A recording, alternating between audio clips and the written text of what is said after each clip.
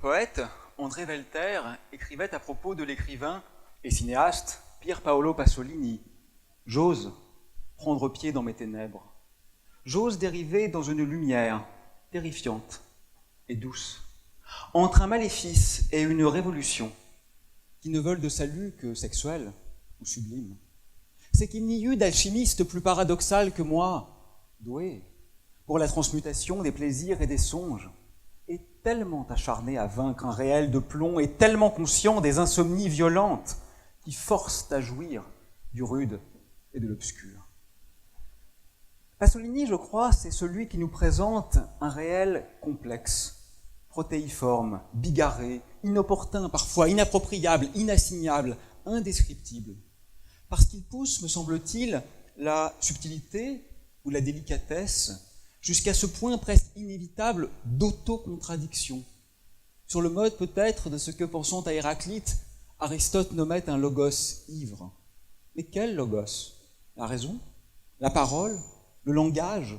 Tout devient presque déjà plurivoque ou polysémique. Je crois que Pasolini nous a témoigné l'amitié et l'honneur de nous laisser comme dépositaires d'un réel inachevé.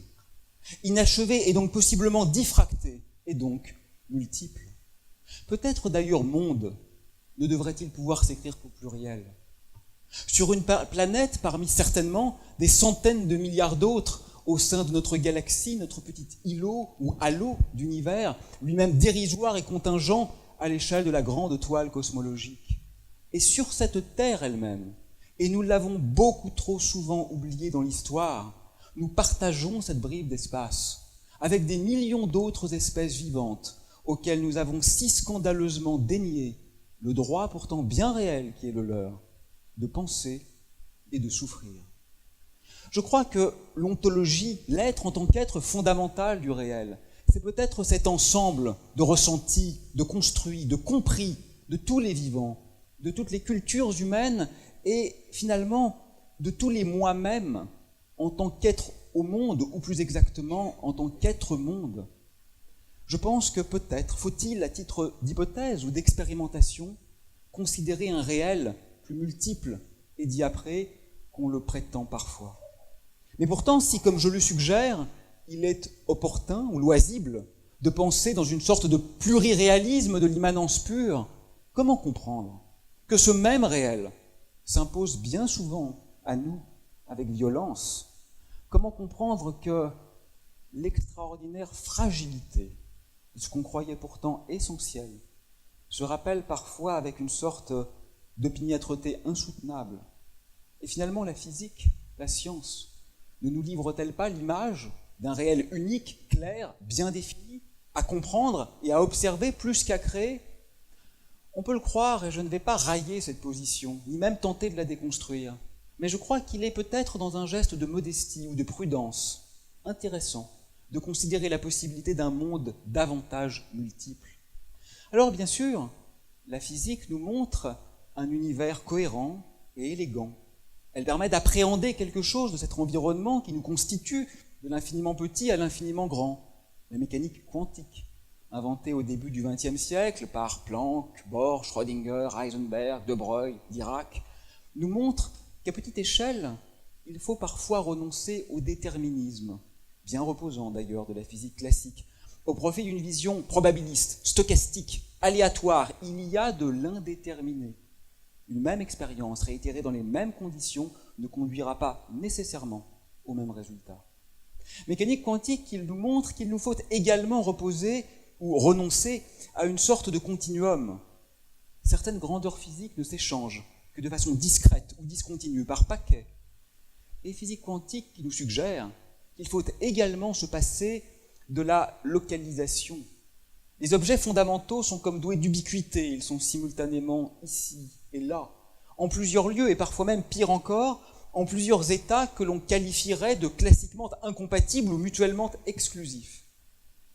Lorsqu'on la conjoint avec le concept très puissant de symétrie, c'est-à-dire d'invariance, la science quantique nous permet d'appréhender le monde des particules élémentaires, les quarks et les leptons d'un côté qui forment la matière, les champs de jauge d'un autre côté qui forment les interactions, et entre les deux, le fameux boson de Higgs qui permet, dirais-je, de réhabiliter la diversité effective du réel en dépit de notre tension ou intention conceptuelle vers l'unité.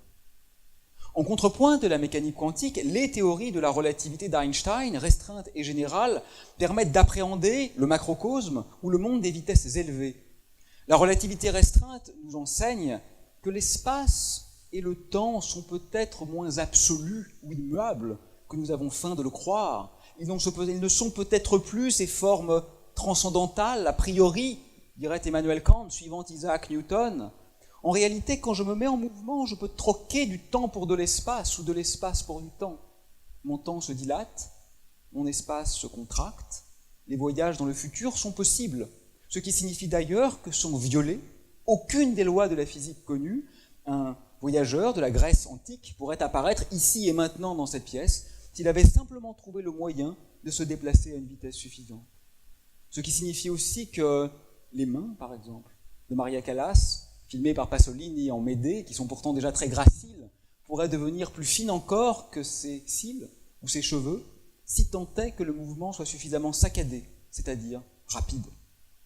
En relativité restreinte, qui nous montre enfin, E égale mc carré, qu'il est possible de transformer une propriété, l'énergie, E, en existence, la masse, m. Et c'est exactement ce qui est à l'œuvre dans un accélérateur de particules, où c'est le mouvement des corps incidents qui est transformé, non pas ex nihilo, mais ex energia, c'est l'énergie qui est conservée, en nouveaux corpuscules éventuellement durables, palpables et matériels. Mais l'ensemble de ces avancées spectaculaires n'était sans doute qu'une série de prolégomènes à l'avènement de la véritable grande théorie d'Einstein, la relativité générale qui nous montre que finalement le monde se désarime, c'est l'absoluité qui est perdue, l'espace devient dynamique, l'espace devient lui-même un objet légitime d'investigation scientifique. Ce qui signifie finalement, pour le dire de manière peut-être plus provocante, que l'espace et le temps n'existent pas. Nous habitons sur ou dans le champ gravitationnel. Le champ de gravité en lieu et place de l'espace-temps, un monde purement relationnel. Les choses ne sont plus ici et là, elles sont les unes par rapport aux autres. Nous sommes des vaguelettes sur un gigantesque raz-de-marée d'espace-temps. L'expansion de l'univers n'est pas à comprendre comme un déplacement des corps dans l'espace, mais comme un mouvement, une dilatation de l'espace lui-même. Comme si dans notre étrange partie d'échec cosmologique, la morphologie des cases devenait une conséquence de la position des pièces. Un peu comme si dans notre théâtre, le décor évoluait automatiquement au gré de la position des acteurs. Pourtant, en dépit de sa cohérence et de son élégance, force est de constater qu'un certain nombre de paradoxes viennent gréver ce magnifique paradigme. Comment comprendre, par exemple, que les trous noirs semblent amnésiques, perdent la mémoire de ce qui les a formés, alors même qu'un théorème fondamental de mécanique quantique l'interdit? Comment comprendre que l'essentiel de la masse de l'univers, la matière noire, se dérobe à notre regard et interroge par là même aussi bien le microcosme que le macrocosme? Comment comprendre que l'expansion de l'univers semble accélérée, alors même que la seule force à l'œuvre à grande échelle dans le cosmos, la gravitation, est une force attractive et donc de freinage? Comment comprendre notre seule existence, puisque matière et antimatière auraient dû se former en quantité similaire juste après le Big Bang, et donc s'annihiler, et donc finalement conduire à un cosmos de lumière, certes aveuglant, mais finalement très pauvre du point de vue de la complexité? Comment comprendre que les fluctuations quantiques du vide, qui sont avérées aujourd'hui expérimentalement et qui peuplent chaque bribe d'espace, ne se couplent pas à la gravitation, induisant une expansion considérable de l'univers, alors même que la gravité est universelle et démocratique? Peut-être viendra-t-on à bout de ces étrangetés ou de ces apories, de ces paradoxes, par résolution locale, en trouvant des réponses à chacune de ces questions? Ou peut-être faudra-t-il revoir l'ensemble de notre image du monde, ce qui certainement serait plus enthousiasmant encore, mais vous savez, en physique, la prescription n'est pas performative. Il ne suffit pas d'appeler la révolution, encore faut-il la faire, encore faut-il la juger en acte, encore faut-il la juger en effet, encore faut-il la juger sur ses conséquences. et le travail est immense. Alors bien sûr, on peut considérer, et c'est un point de vue défendable, que cette physique révèle l'en-soi authentique et intrinsèque de la nature. Vous savez, suivant la logique de ce que les Grecs appelaient l'aletheia, la vérité en tant que dévoilement, ces âmes qui, après avoir contemplé le ciel des vérités éternelles, pouvaient revenir chez les vivants sans avoir à se baigner dans les eaux oublieuses du fleuve l'été. C'est possible.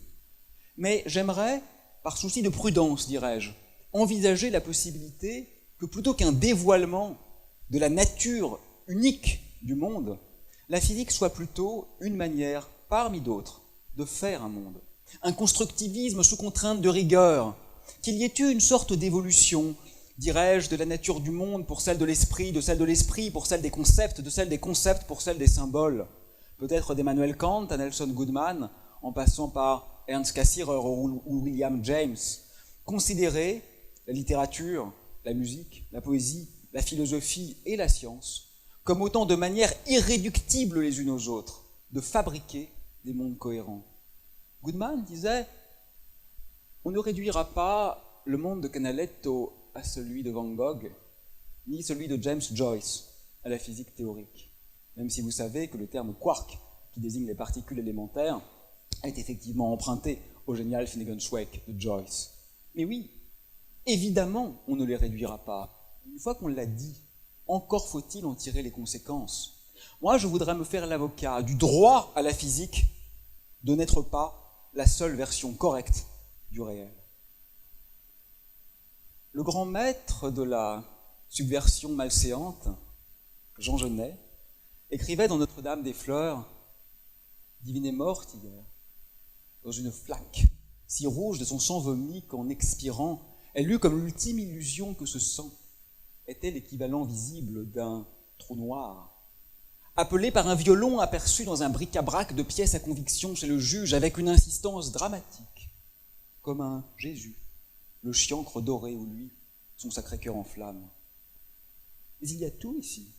Il y a du physique, du mythique, du mystique, du cryptique, de l'extatique, du magique. Comment choisir? Que serait dans ces quelques lignes l'unicité du réel à découvrir? Qu'est-ce qu'une hostie? Pour un catholique pratiquant, une hostie, c'est littéralement la transsubstantiation du corps du Christ. Hoc est enim corpus meum, disait le prêtre, ceci en vérité, est mon corps.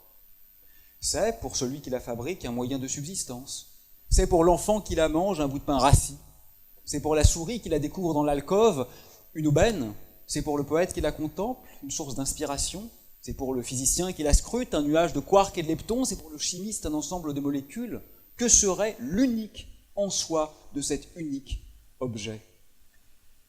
Bien sûr, tout ne se vaut pas. Il n'est pas question de faire l'éloge d'un relativisme nihiliste. D'ailleurs, nous en sommes hélas les témoins. L'histoire regorge de mondes immondes. Faire un monde exige raison et responsabilité. Tous les mondes ne sont pas bons à prendre.